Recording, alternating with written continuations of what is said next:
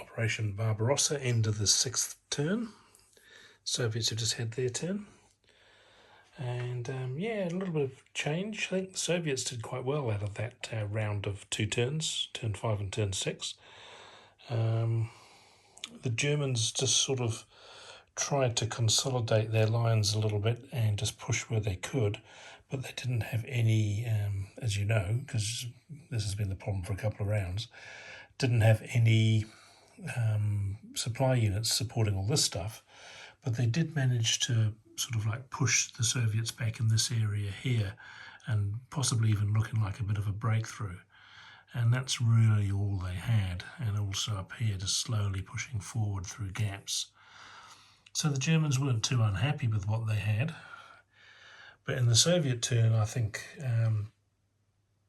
basically figured out that 2-to-1 odds is not that bad.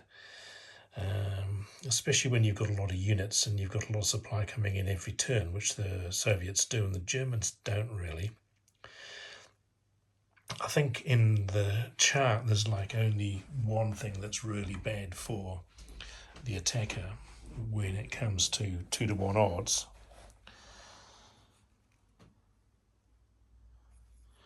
No effect is fine.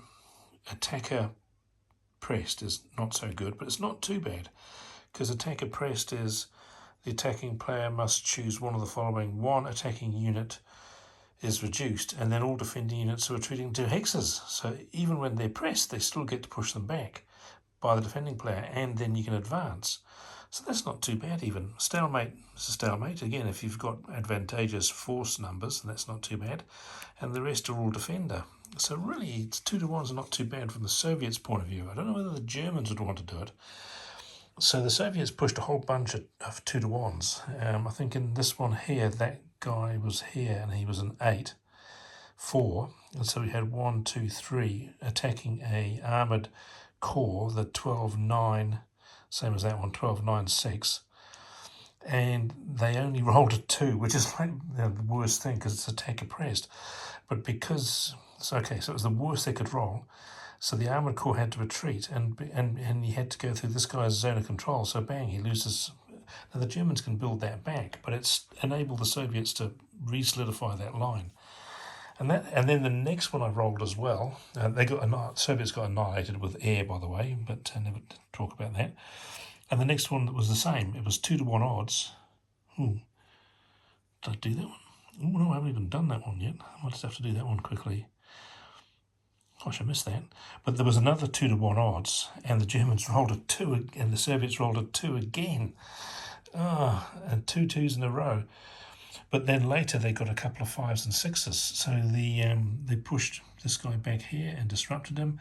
They actually killed one unit outright. And yeah, they've just and they pushed this guy here. No, this guy here. He was up here, got pushed back, so they've managed to come back this way a little bit, stop that breakout.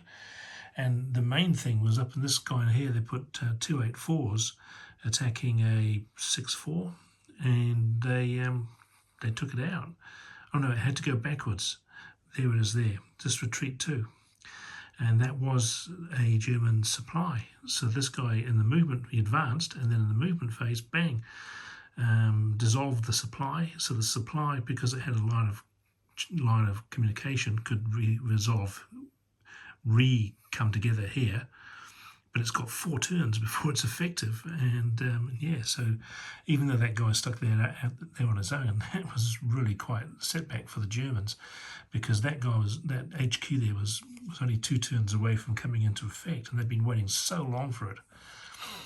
And again here, they managed to push the Germans back up here as well, and that meant that these other 8-4s could vacate this space and get out. These guys here are gone, but they basically saved those units that were in there. So I think quite a good round from the Soviets' point of view, and I should actually play this little one here. Seeing as I somehow managed to miss it altogether. So what I think we were going to do, so I need to look outside the camera, so we were going to go 8 and 4 is 12 onto that. Now that guy is a inactive, but I mean he's only 4, so they're not going to benefit from him. But they are in supply from this guy here, but they were anyway. So that's 2 to 1. Take that thing off. Roll a dice. 2 to 1, 6. EX. One defending unit attacker's choice is reduced, and then one defending unit attacker's choice is reduced, and then all defending units are retreated 2 hexes by the defending player. Next, one attacking unit, a defender's choice is reduced, and then one surviving attacking unit may advance. Okay, so that's the only one there is, so he's going to choose that one. And then he's got to retreat 2 hexes by the defending player, so obviously he's going to go 1. Doesn't matter much, you might as well pop him into there. 2. And then the defending player's choice, so he's probably going to, he could punch that one back into the Stone Age, but I think what he's going to do is he's going to reduce that one there.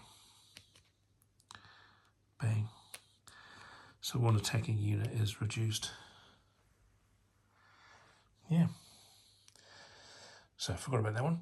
So that's it. That's the end of the 6th round. The next game turn will be the first week in August, so we'll have some few extra rules to do and some more cards to pick up. That's the last play of the Emergency Mobilization Soviet card, which has been really worth having. Okay, see you in turn 7.